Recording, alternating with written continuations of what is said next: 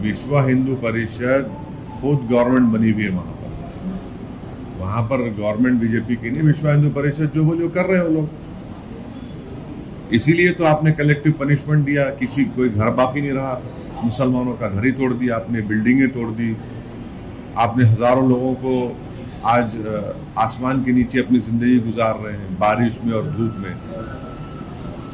अभी जिस तरह से बीएचपी कह रही है, बीजेपी के खिलाफ जाकर ये कह रही है कि हम किसी भी, ये सब ड्रामा है, ये सब ड्रामा है, कोई फर्क नहीं है बीएचपी में, बीजेपी में कोई फर्क नहीं है। सर कुछ लीडर्स को भी अरेस्ट किया गया है, डिटेन किया गया है सर वहाँ पर। सब ड्रामा है, ये सब ड्रामा है। मगर ये अच्छा है कि देश देख रहा है कि सितंबर के अब पहले हफ्ते में या जो भी 8-9 तारीख को जो G20 होने जा रहा है, कौन ये सब माहौल खराब कर रहा है? तो बीजेपी खुद कर रही है, विश्व हिंदू परिषद को इजाजत देकर। आप सरकार में हैं और एक ऑर्गेनाइजेशन आपको बोलती है, थ्रेटन करती है, तो आप झुक जाते हैं उनके आगे। ये आप सरकार चला रही है, रूल ऑफ लॉ है आपका। यानी ओपन आपके इलेक्टेड गवर्नमेंट को कोई थ्रेटन करता है तो रूल ऑफ लॉ प्रिवेल होगा, या फिर ऑर्गेनाइजेशंस के आप इनकी धमकी को आपके आगे झुक जाएंगे? तो ये झुक गए ये लोग। सर एक तरफ से सरकार वायलेंस को रोकने की कोशिश कर रही है सर। क्या सरकार खुद मिली हुई है, क्या रोक रही है? सरकार खुद मिली हुई है। वो जो टारगेटेड घरों को तोड़ा गया वो क्या है? बीएचपी ये कह रही है कि आज के दिन क्योंकि श्रावण सोमवार आखिरी सोमवार है तो इसलिए ये यात्रा की जा रही है। सवाल उसका नहीं है, सवाल उसका ये नहीं है, सवाल ये है कि जब एक इलेक्टेड गवर्नमेंट कह रही है कि हम अलाउ नहीं करेंगे और वो लोग कह रहे हैं कि हम करेंगे, तो आप झुक गए। सरकार डर के झुक गई, और सरकार मिली भी है इन लोगों से कि वो कह रहे हैं शांतिपूर्ण। वो सब बकवास है, वो सब बकवास बातें हैं। आप जब आपके सामने वायलेंस हुआ और वायलेंस के नतीजे में वहाँ पर एक टारगेटेड लोगों के घर तोड़े गए, फिर उसमें कितने 5 या 6 लोगों की जानें चली गई, उसके बावजूद भी सब हो रहा है।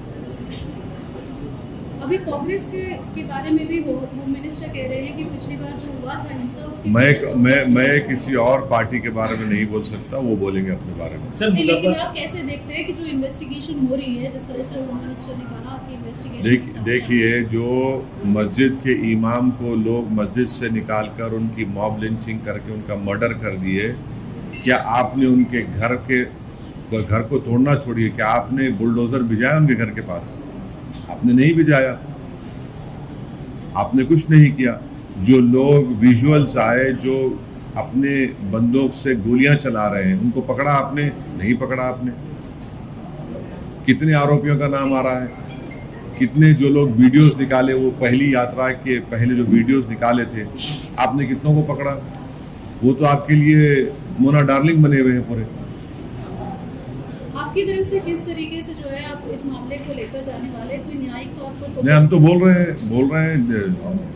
हुकूमत देख रही है, और अफसोस ये है कि जिन लोगों का घर तोड़ दिया गया, जो धूप में बारिश में बेघर हो चुके हैं, ये ऐसी सरकार है बीजेपी की जिनके दिलों में इंसानियत नाम की कोई चीज बाकी नहीं रही। आपने सुप्रीम कोर्ट के जजमेंट को आपने डिसरिगार्ड करा, ड्यू प्रोसेस फॉलो नहीं किया, और आपने जाकर अचानक पूरे 450 घरों को तोड़ दिया, आपने बिल्डिंग्स को तोड़ दिया, मेडिकल शॉप्स को तोड़ दिया। ये आपका इंसाफ करने का तरीका है? ये जुल्म है आपका, ये बीजेपी का, हरियाणा की सरकार का।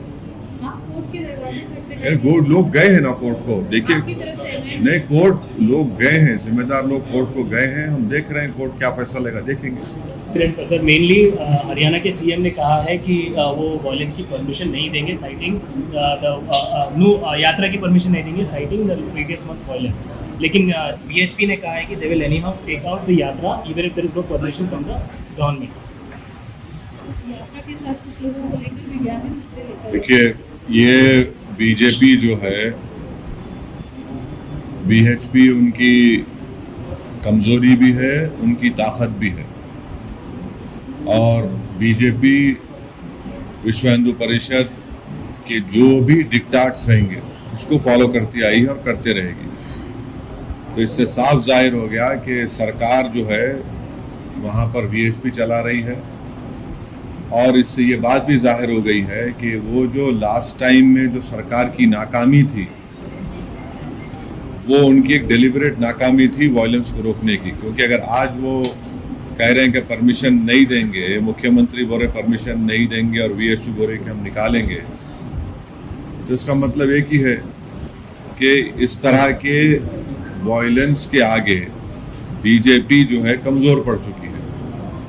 और फिर आपने उस वायलेंस के बाद सिर्फ टारगेटेड तरीके से बड़े पैमाने पर करीब 450 के करीब जो कोर्ट में एफिडेविट दायर किया गया, उसमें बड़े पैमाने पर आपने मुसलमानों की इमारतों को, बिल्डिंग्स को, घरों को टारगेट किया। और ऐसे लोगों को भी आपने टारगेट किया जिनके पास पूरे डॉक्यूमेंट्स हैं। आपने ऐसे आदमी का भी घर तोड़ दिया जिसने हिंदू भाइयों की जान बचाई थी।